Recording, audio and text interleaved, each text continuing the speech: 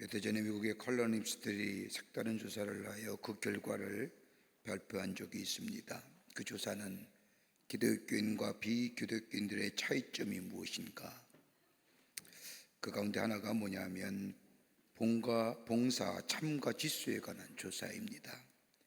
봉사활동에 얼마나 참가하고 있느냐는 조사의 결과는 기독교인들이 봉사에 참가하는 지수가 비기독교인들보다 월등히 높았다는 겁니다. 여러분도 알다시피 우리나라의 복지시설의 70%가 기독교 단체와 교회기관에서 운영되고 있습니다.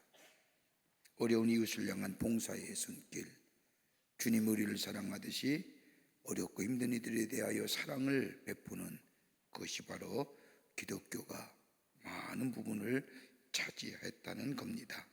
그러기에 기독교를 가리켜서 이타적인 종교라 말할 수 있는 겁니다.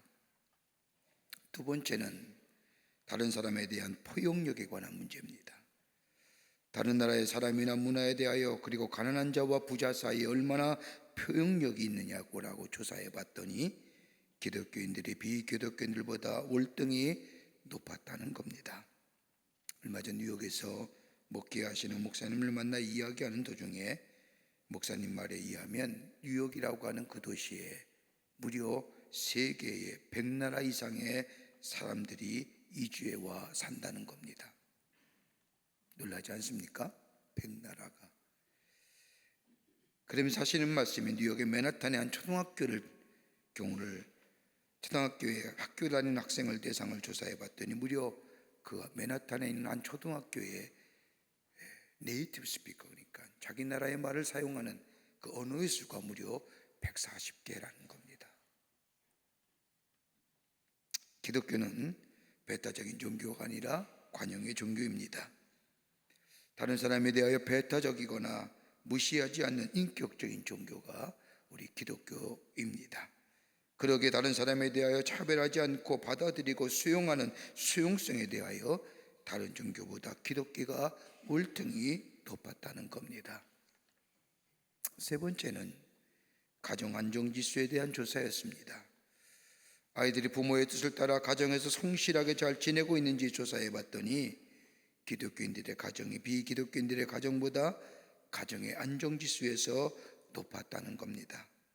가정이 해체되고 이로 인하여 생기는 문제는 비단 소급분의 문제가 아니라 우리나라에서도 가장 중요한 문제고 가정이 사회 문제가 된 지 오래입니다만은 우리 기독교는 가정을 중요시 여기는 종교입니다. 하나님께서 우리 인간에게 주신 처음 공동체가 가정입니다. 가정 안에서 사랑을 배우고 관계성을 배우고 그리고 인격적인 존재로 성장하게 됩니다. 네 번째는 행복에 관한 지수였답니다. 기독교인들과 비기독교인들 중에 어느 사람이 더 많이 행복감을 가지고 살아가느냐에 대해 질문에 따랐더니 기독교인들의 행복지수가 비기독교인들보다 60%가 높았다는 겁니다. 기독교인들 가운데 10명 중 6명이 행복하다고 말했다는 겁니다. 덧붙여 하는 말이 이러한 높은 행복의 지수는 원인은 베푸는 삶을 통하여 기쁨을 누리며 이 베푸는 기쁨을 통하여 행복을 창조하며 살기 때문이라는 겁니다. 기독교는 나눔의 종교라는 이유가 바로 여기에 있습니다. 여러분, 이게 우리 기독교가입니다. 뭐라 해도 기독교가의 탁월성입니다. 종교학자며 신학자인 리처드 니보는 말하길 인간이 인간다운 삶을 사는 삶은 다른 게 아니라 베푸는 삶이라는 겁니다. Man and woman에다가 정관사 더를 붙여서 the man, the woman, 사람이 사람답게 하는 것은 다름이 아니라 다른 사람을 향하여 베푸는 삶, 나누는 삶이 될 때에 참다운 인간의 삶을 살아갈 수 있다는 겁니다. 이렇게 볼 때 하나님께서 하나님의 형상대로 인간을 지은 것은 다른 것이 아니라 받는 기쁨보다 다른 사람을 향하여 주는 것으로 기쁨을 얻도록 우리를 창조하신 것을 보게 됩니다. 사도행전 20장 35절에도 바울은 말하기를 주는 것이 받는 것보다 복이 있다 하신 말씀을 기억하여야 할지니라고 하시면서 예수님이 하신 말씀을 인용하여 성도들에게 증거한 것을 보게 됩니다. 그렇지요. 받는 기쁨보다 주는 기쁨이 더 많습니다. 받으면 부담되지 않습니까? 공짜가 없기 때문입니다. 그러나 아무런 대가를 기대하지 않고 주면 기쁩니다. 그러기에 어떤 사람이 말하기를 주는 자는 자유인이다라고 말한 것을 들을 수가 있습니다. 받는 기쁨은 있지만 적지 않게 부담이 있습니다마는 주는 자는 그저 기쁩니다. 그러기에 자유인입니다. 오늘 본문의 말씀을 보면 바울이 소아시아 전역을 다니면서 하나님의 말씀을 전하며 교회를 세웁니다. 바울이 알지 못하는 지역에 가서 복음을 전하고 그것에 교회를 세우고, 그런데 이렇게 복음을 전하는 시기에 예루살렘에 큰 흉년이 들어 예루살렘의 교회의 성도들이 큰 어려움을 당한다는 소식을 듣게 됩니다. 이러한 소식을 접한 바울은 소아시아 지역의 교인들에게 예루살렘 교회의 상황을 전하면서 우리가 예루살렘 교회를 돕자고 전하며 구제연금을 모아 바울이 직접 성도들이 구제연금을 가지고 예루살렘에 가겠다고 말합니다. 성도들의 사랑과 정성의 마음을 담긴 구제연금을 가지고 하는 바울에게는 큰 위험의 길입니다. 예루살렘에는 바울의 선교를 시기하는 사람들이 바울을 죽이겠다고 기다리고 있었습니다. 바울 또한 이 사실을 알고 있었던 것 같습니다. 그러기에 로마서 15장 30절과 31절의 말씀을 보면 내가 로마에 가고 싶으나 지금 예루살렘의 교회를 방문하니 만에 하나 잘못되면 이 편지로 대신하라고 하면서 간절한 마음으로 자신을 위하여 기도해 달라고 성도들에게 부탁을 합니다. 그리고 바울은 예루살렘을 향하 올라갑니다.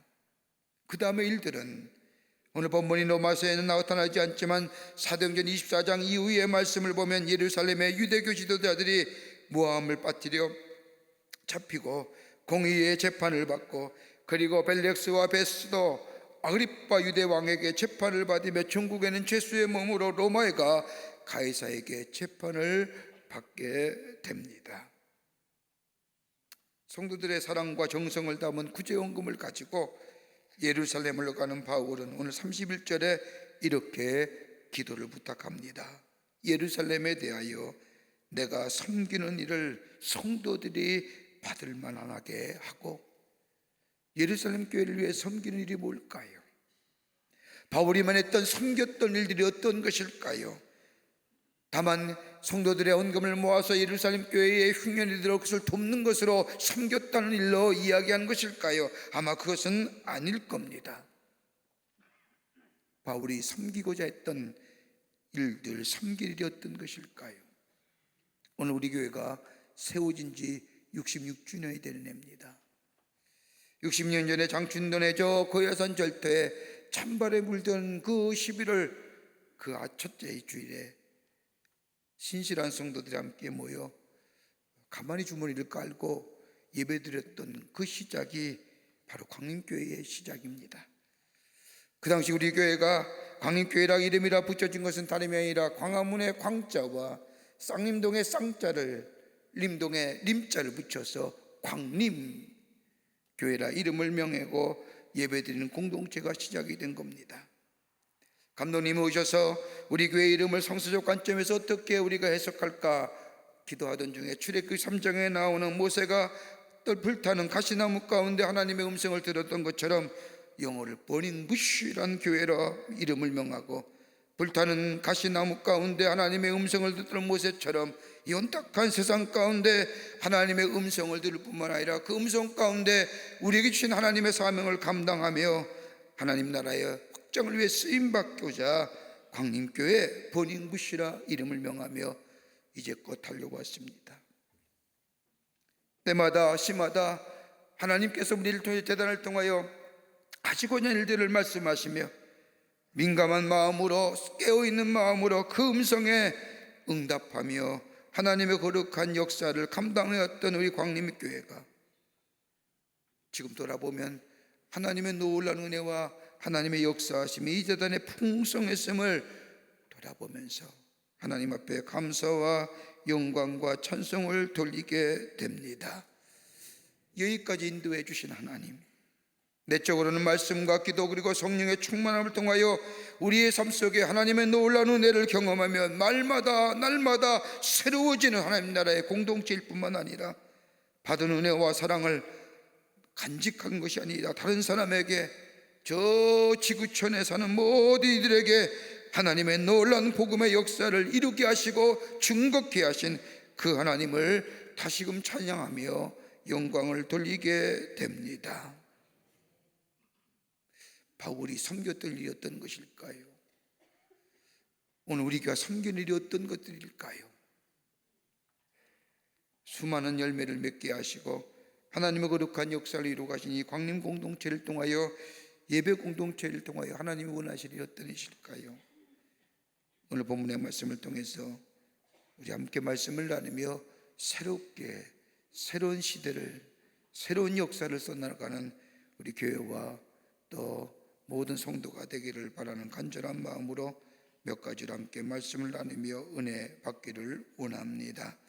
첫째는 주는 자의 마음이 뜨거워야 합니다. 주는 자가 복되다고 했지 않습니까? 주는 자는 마음이 뜨거워야 합니다. 오늘 26절의 말씀을 보면 마게도냐와 아가야 사람들이 예루살렘 성도들 중 가난한 자들을 위하여 기쁘게 얼마를 연보하였습니다. 여기서 연보라고 하는 것은 헌금했다는 겁니다. 바울이 복음을 전한 저 마게도냐 아가야 지역의 교회들은 그렇게 넉넉한 형편의 교회들이 아니었습니다. 우리가 읽지는 않았지만 로마서 15장 25절부터 27절의 말씀을 보면 이제는 내가 성도를 섬기는 일로 예루살렘에 가노니 이는 마게도냐와 아가야 사람들이 예루살렘 성도 중 가난한 자들을 위하여 기쁘게 얼마를 동정하였습니다. 저희가 기뻐서 하였거니와 저 또한 저희는 그들에게 빚진 자니 만일 이방인들이 그들의 신령한 것을 나눠 가졌으면 육신의 것으로 그들을 섬기는 것이 마땅하니라. 다른 말로 말하면 넉넉하지 못한 생활, 예수를 믿는다는 이유 하나만으로 환난과 어려움을 당했던 저 마게도냐 아가야 지역의 흩어진 교회들이 하나님의 복음을 위한, 복음을 전했던 예루살렘 교회를 위하여 정성껏 뜨거운 마음으로 저들을 도왔다는 겁니다. 그냥 도운 것이 아니라, 동정하는 마음이 아니라, 장난삼아 준 것이 아니라, 또 높은 고자세로 내가 있기에 너에게 베푸는 그런 심령이 아니라 기쁜 마음으로, 또한 사랑의 마음으로, 희생을 하는 마음으로, 감사한 마음으로 주었다는 겁니다. 감사하고 기쁜 마음으로 주었다는 것은 다름이 아니라 자신들에게 하나님 나라의 복음을 전하여 주었고, 그리고 하나님의 은혜를 알게 해주실 뿐만 아니라 더 나아가 하나님의 진리 안에서 매일매일 새롭게 하나님의 은혜에 놀라운 감격을 제공해 주었던 그 기회를 주었던 것에 대하여 감사하며 뜨거운 마음으로 예루살렘 교회의 성도들을 향하여 흉년 들었다는 얘기를 듣고 저들을 도왔다는 겁니다. 탈무드에 보면 재미난 이야기가 하나 있습니다. 어떤 나라의 왕의 외동딸이 병들어 죽어갑니다. 용하다는 의사와 좋은 약은 다 써보았지만 아무런 소용이 없자 방을 붙여 알리기를, 내 딸의 병을 고치는 자는 사위를 삼고 내 왕위를 그에게 물려주겠다고 방을 붙였습니다. 그러자 많은 사람들이 왕의 딸의 병을 고쳐보겠다고 달려왔습니다. 먼 나라의 산속에 사는 삼형제가 있었는데, 그런데 이들에게는 신기한 보물 하나씩을 가지고 있었답니다. 하나는 뭐냐? 첫째 영은 멀리 보는 만안경을 가지고 있었는데 그 만안경으로 폭우문을 보게 되었습니다. 둘째는 날아다니는 양탄자를 가지고 있었습니다. 삼형제는 형의 폭우문을 보고 둘째의 양탄자를 따고 왕의 나라로 날아갔습니다. 그런데 셋째는 어떤 병이라도 낫게 하는 사과 하나를 가지고 있었습니다. 그래서 첫째 영과 둘째 영의 도움을 받아 왕의 나라로 가 공주에게 어떤 병이라도 낫게 하는 사과를 먹이물이라 하여 병을 낫게 하였다는 겁니다. 누가 왕의 뒤를 이었을까요? 셋째입니다. 그런데 탈무드는 이렇게 말합니다. 만안경은 도로 가져가면 되고 양탄자는 도로 가져가면 되지만은 사과는 먹어서 주셨기에 가장 큰 희생을 하였던 셋째가 왕이 되었다는 겁니다. 여러분, 진정한 사랑은 무엇일까요? 내가 희생하여 없어지는 것이 진정한 사랑입니다. 흔히 펠리콘의 사랑을 말하지 않습니까? 먹을 것이 없을 때에 자신의 가슴을 큰 부위로 쪼아서 피가 나게 하고 그 피를 자신의 새끼에게 먹인다고 해서 희생의 사랑을 얘기할 때에 펠리콘의 사랑을 얘기합니다. 뜨거운 마음으로, 뜨거운 사랑으로 다른 사람이 당하는 아픔과 고통 그리고 어려움, 의무감으로 도와주는 것이 아니라 뜨거운 마음으로 주님이 나를 향하여 그저 그 사랑을 베푸셨던 것처럼 다른 사람을 향하여 그저 그 은혜와 그 사랑에 감격하여 줄 수 있는 자. 여러분, 다름이 아닙니다. 그 사랑이 우리의 마음에 뜨거워져야 됩니다. 마음이 뜨거워질 때에 예수님이 이 땅에 오셔서 고통당하고 아픈 자들을 향하여 뜨거운 마음의 사랑을 가지고 돌보셨던 것처럼 십자가의 죽으심을 인하여 그 십자가의 죽으심은 또한 우리를 향한 뜨거운 사랑으로 그 십자가의 고통을 묵묵히 감당하셨던 것처럼 그 사랑의 뜨거움이 우리 안에 남아있게 될 때 우리는 다른 사람을 향하여 예수님 같은 마음으로 섬기며 나누며 함께 나아가는 그 걸음이, 그 삶이 될 때에 그 걸음이 복된 삶이고 그 삶이 하나님이 축복해 주시고 풍성한 삶으로 인도해 주시는 줄 믿습니다. 우리 교회가 그랬습니다. 주는데 인색하지 않았습니다.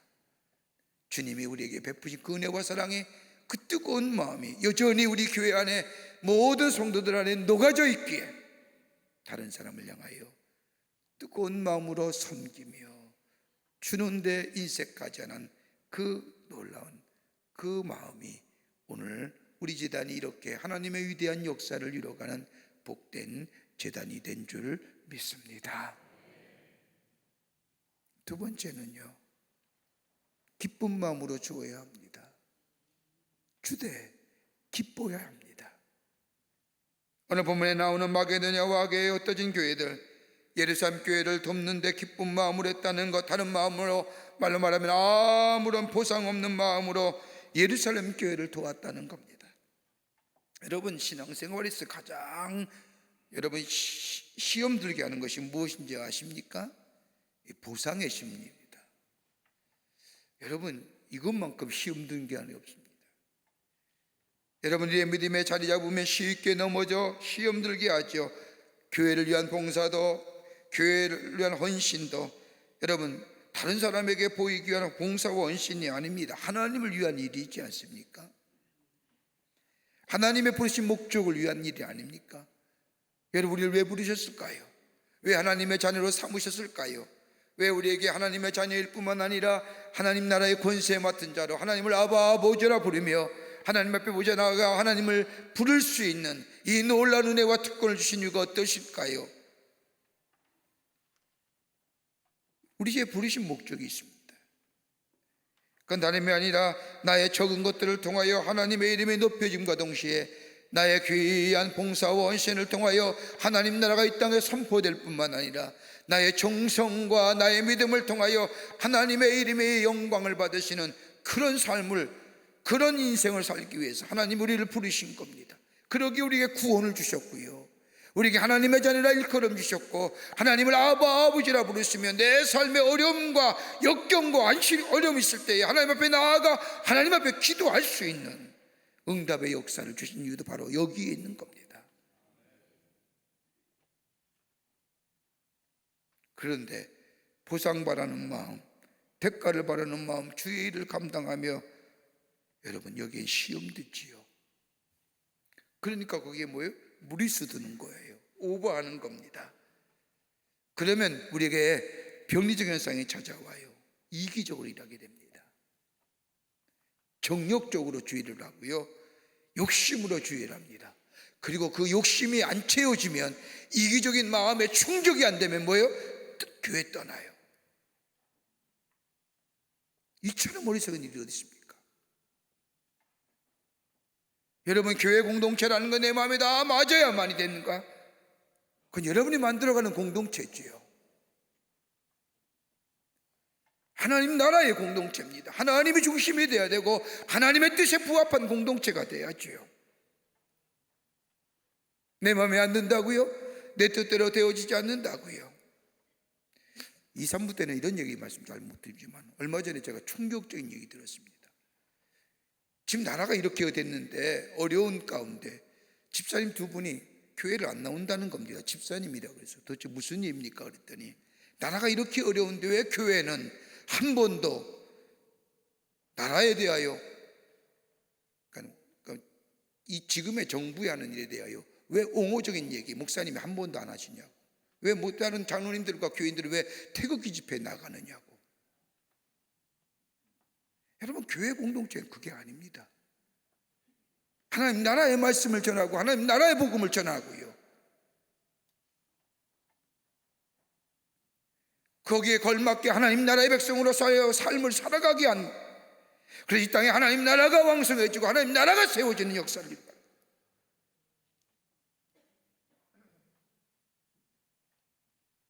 여러분, 이기적이고 정욕적인 마음에 욕심에 인하여 하는 일에는 기쁨이 없습니다. 시 지쳐버리지요. 시 없는 겁니다. 우리 교회에서 지난 2년 동안 솔트 프로그램이라고 하는 프로그램을 통해서 우리는 감리교회 안에 미자립교회가 참 많습니다.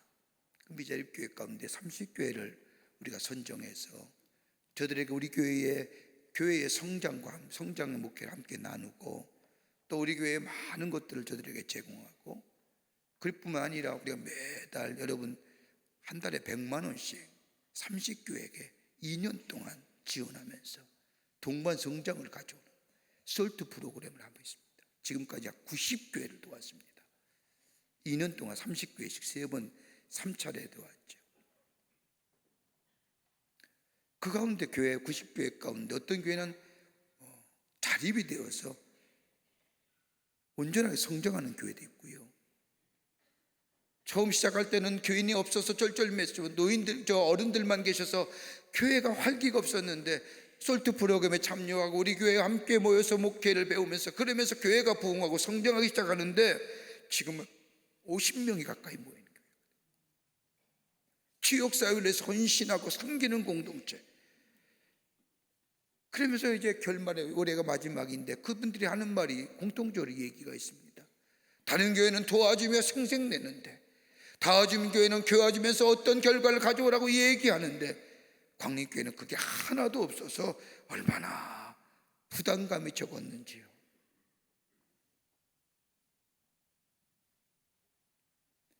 여러분, 우리 교회는 한 번도 그런 거 요구 안 한 거예요. 그냥 열심히 교회를 섬기고 최선을 다하여 복음을 전하십시오. 우리 교회가 함께 나누는 이 좋은 프로그램들 여러분 교회에 다 맞는 거 아닙니다. 다 맞을 수도 없습니다. 그러나 이 좋은 프로그램 가운데 여러분 교회에 맞는 프로그램을 만들어서 교회의 부흥을 위해서 지역을 섬기는 일에서 복음을 전하는 일에 쓰임 받도록 하십시오. 그리고 교회가 부흥하고 교회가 성장한다면 그것으로 감사할 따름입니다.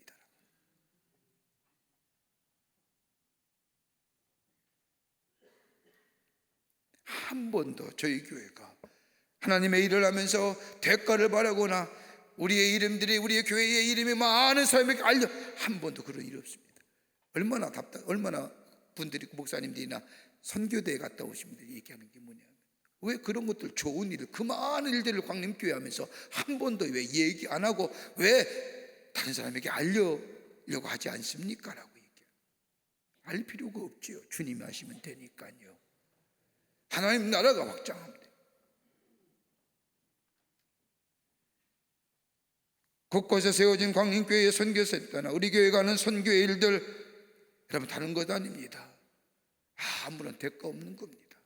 그저 이 땅에 하나님 나라가 확장될 수 있다고 한다면 여러분 보상을 바라고 대가를 받았다면 우리 교회가 하는 일에 대하여 우리 스스로가 시험 들었을 겁니다.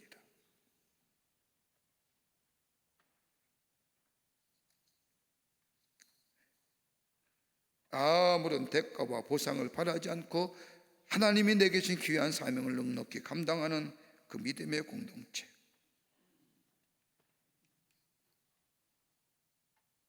보상 없는 마음입니다. 탈무드에 보면 내가 누구에게 주었는지 몰라야 하고 받은 사람은 주는 사람의 얼굴을 쳐다보지 말아야 한다는 겁니다. 누구에게 주었다, 내가 누구에게 받았다 하면 그것은 의미 없는 것이 되어버린다는 겁니다. 참뜻이 사라지고 순수성이 사라져버렸다는 겁니다. 대가 없이 주는 마음, 바로 바울이 그랬습니다. 섬기는 일에 하나님이 내게 거저 주시고 하나님의 은혜를 내게 부어주시고 거저 하나님의 자녀라 일컬어 주시고 내 삶 속에 아무런 대가와 보상을 원하지도 아니하시고 내 삶을 인도해 주신 그 하나님의 놀라운 은혜와 사랑, 거저 받은 은혜와 사랑, 그것을 나누고 다른 사람에게 전하여 주는 그 상임 속에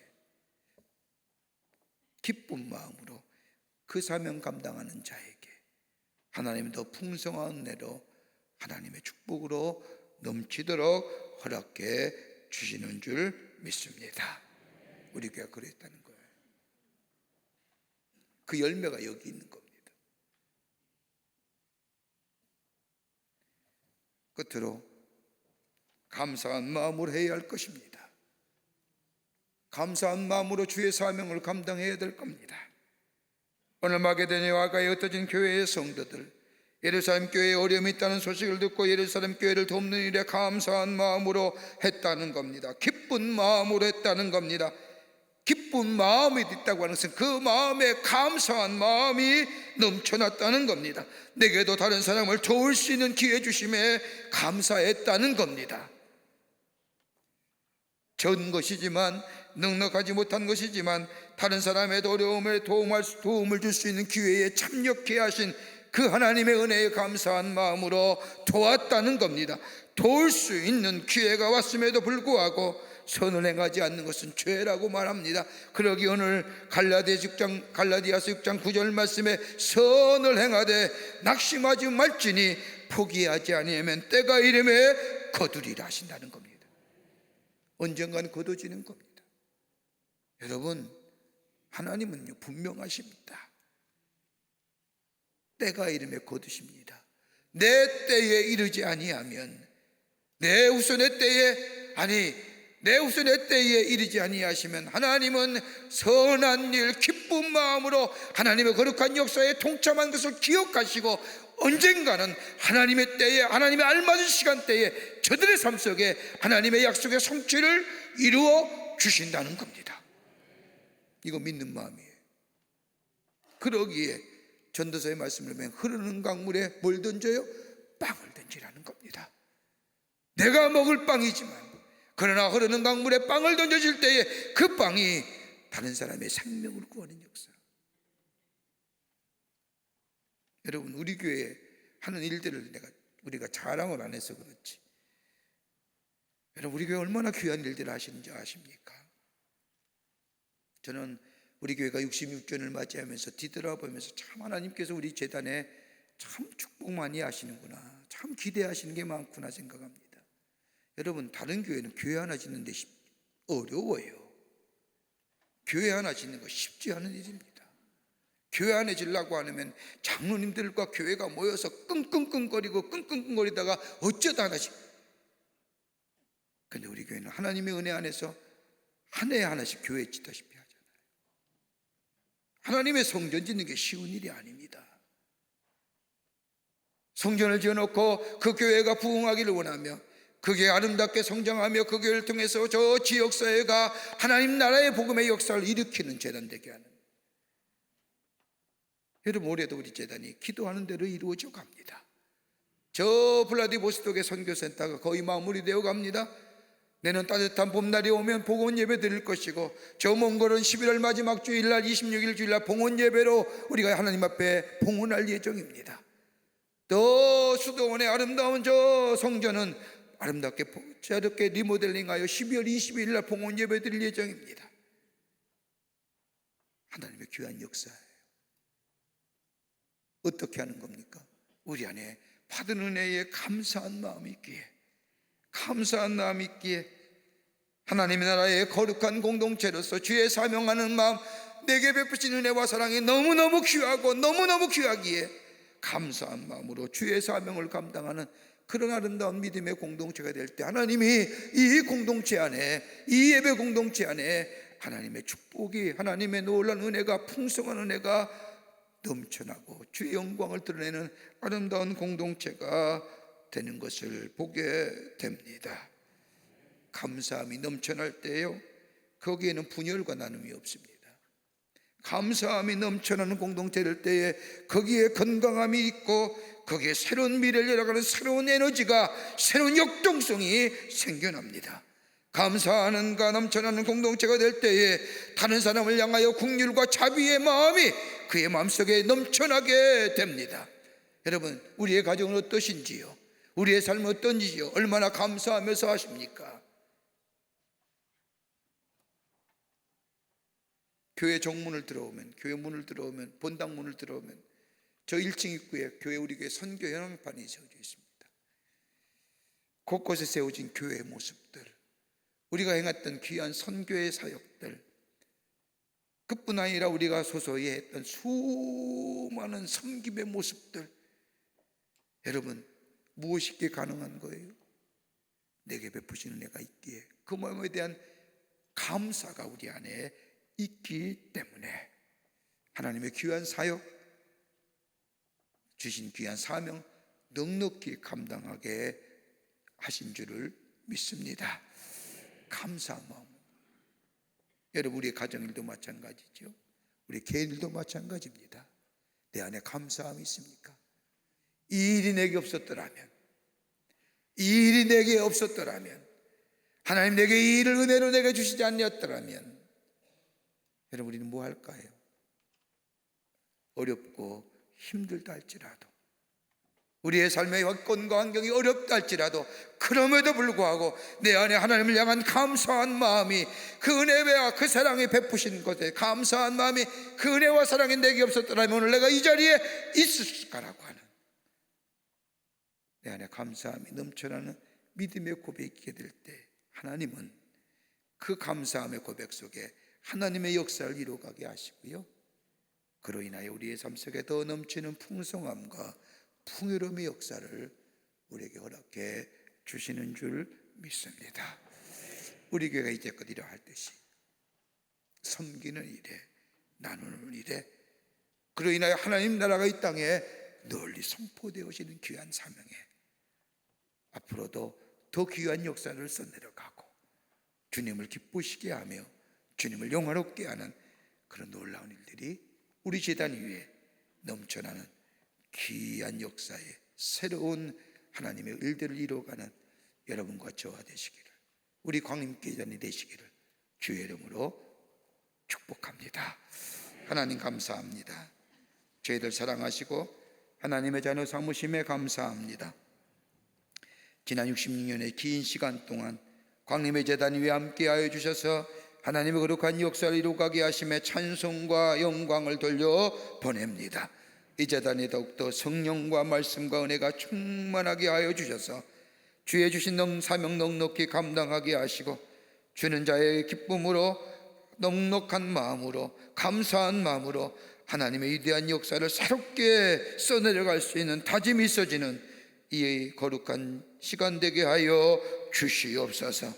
이제껏 주께서 인도하시고 동행하시고 역사하신 것처럼 앞으로의 귀한 시간 위에도 주의 거룩한 역사가, 거룩한 시간의 역사가 이 땅 위에 함께하여, 이 제단 위에 함께하여 주시옵소서.